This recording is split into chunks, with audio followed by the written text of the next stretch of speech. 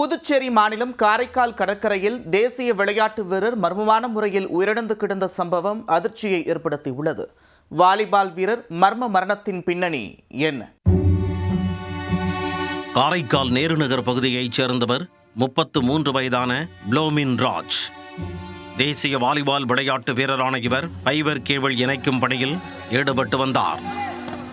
ப்ளோமின் ராஜுக்கு தனியார் பள்ளியில் ஆசிரியையாக வேலை பார்க்கும் கனிமொழி என்ற மனைவியும் 2 குழந்தைகளும் உள்ளனர். இந்த நிலையில் ப்ளோமின் ராஜ் வழக்கம் போல் ஃபைபர் கேபிள் இணைக்கும் பணிக்கு சென்றிருந்தார். இரவு 9 மணி அளவில் மனைவி கனிமொழி அவரை தொடர்பு கொண்டபோது அரை மணி நேரத்தில் வீட்டிற்கு வந்துவிடுவதாக தெரிவித்துள்ளார். இரவு வெகு நேரமாகியும் அவர் வீட்டுக்கு வராததால் மீண்டும் மனைவி செல்போனில் தொடர்பு கொண்டுள்ளார். அப்போது அவரது செல்போன் சுவிட்ச் ஆஃப் செய்யப்பட்டிருந்தது. இதனால் கணவர் லேட்டாக வீட்டிற்கு வருவார் என நினைத்து மனைவி காத்திருந்தார். வெகு நேரமாகியும் வராததால் உறவினர்களை விட்டு இரவு முழுவதும் தேடி உள்ளார்.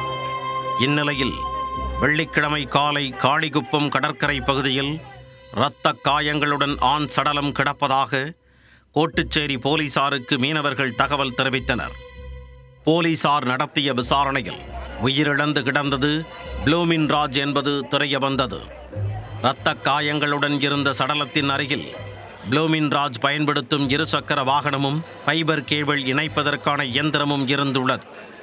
இதையடுத்து அவரது மனைவிக்கு போலீசார் தகவல் தெரிவித்து சம்பவ இடத்திற்கு வரச் செய்தனர்.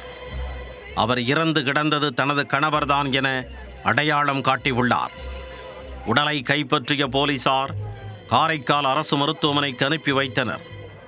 விளையாட்டு வீரரான ப்ளோமின் ராஜ் போட்டியின் போது ஏற்பட்ட முன் விரோதம் காரணமாக கொலை செய்யப்பட்டாரா அல்லது தொழிலில் விரோதம் ஏற்பட்டு கொலை செய்யப்பட்டாரா என பல்வேறு கோணங்களில் போலீசார் விசாரித்து வருகின்றனர்.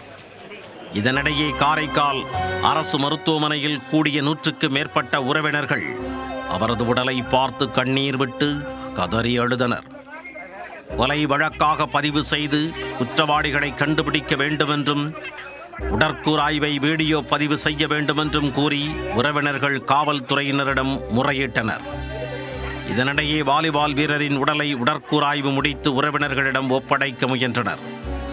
அவரது இறப்பில் உள்ள சந்தேகத்தை உறுதிப்படுத்தாமல் உடலை வாங்க மறுத்து உறவினர்கள் மாவட்ட ஆட்சியர் அலுவலகத்தை முற்றுகையிட்டு போராட்டத்தில் ஈடுபட்டனர்.